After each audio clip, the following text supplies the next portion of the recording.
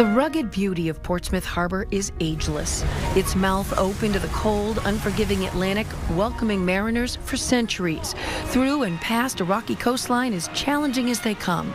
The iconic Whaleback Lighthouse sits at its entrance, helping guide mariners. Its purpose still clear. Less so to modern boaters is the island just behind it, with its wooden house and tower abandoned over 60 years ago. A passing curiosity to most, but to the passionate, a piece of history dying before their eyes.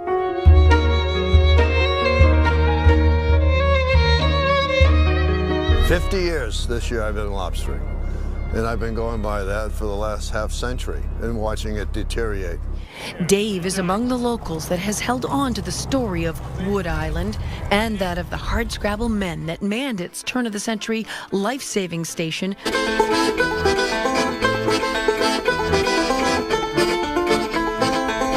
These are tough buckaroos out there. They were tough men, tough men.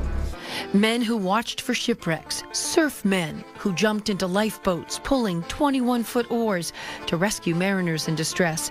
Their motto, we have to go out, but we don't have to come back. Think about that. The men who served here were getting in rowboats, typically in the winter, typically at night, in a storm, to go save people. It's a heck of a story and it's worth saving.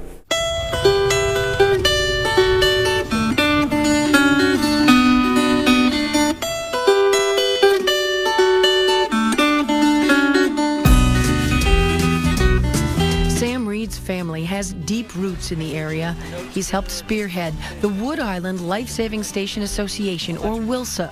So nearly 7 decades after the last of the surfmen moved ashore to the Coast Guard station in Newcastle, it's working to preserve their story by saving the station.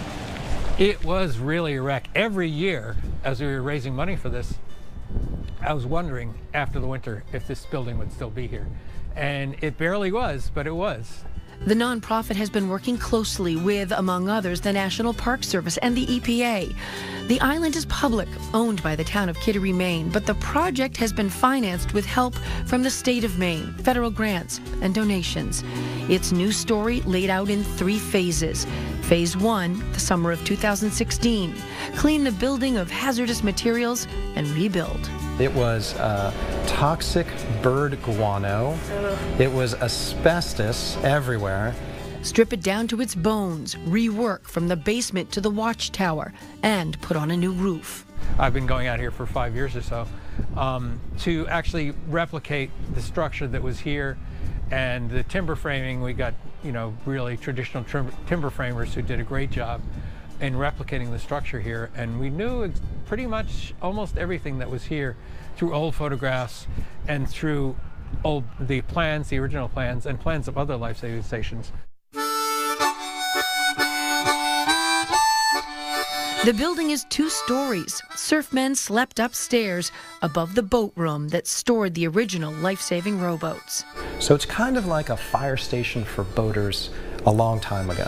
And it became the U.S. Life-Saving Service. It became the U.S. Coast Guard in 1915.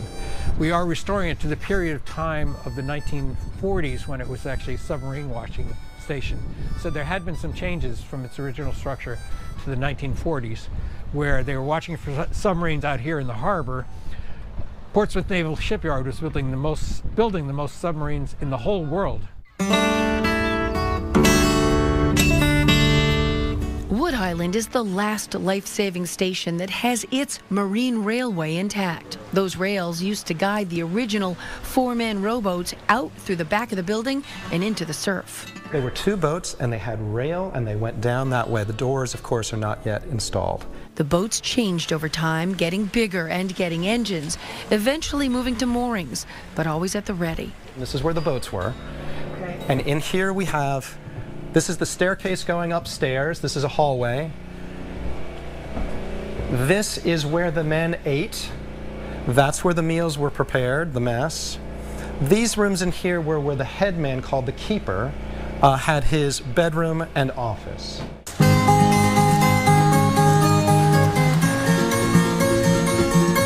The plan for the summer of 2017, Phase 2, the wrapper that sealed the station over the winter comes off, doors and windows go back in, and bring it back to life. There's a fair amount of windows, and they're all awning windows, which means they're hinged at the top. That keeps out the weather but lets the light in.